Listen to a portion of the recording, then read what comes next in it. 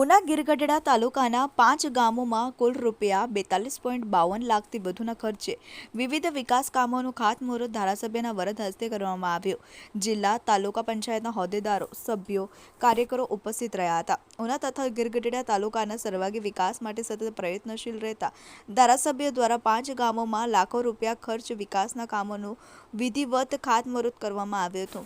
ઉના તાલુકાના લેરકા ગામે ₹11 લાખના ખર્ચે મેટલ રોડનું કામ, રેવદ ગામે ₹9,46,417 લાખના ખર્ચે પેવર બ્લોકનું કામ, ભીંગરણ ગામે ₹8,77,130 લાખના ખર્ચે મેટલ રોડનું કામ, તળ ગામે ₹6,95,412 લાખના ખર્ચે PHC સેન્ટરમાં પેવર બ્લોકનું કામ, રાણવસી ગામે ₹6,33,270 લાખના ખર્ચે મેટલ રોડનું આમ કુલ ₹42,42,229 ખર્ચે તૈયાર થનાર મેટલ રોડ અને પેવર બ્લોકના કામોનું ખાતમુહૂર્ત આજ રોજ ઉનાના ધારાસભ્ય કેસી રાઠોડના વરદ હસ્તે કરવામાં આવ્યો હતો.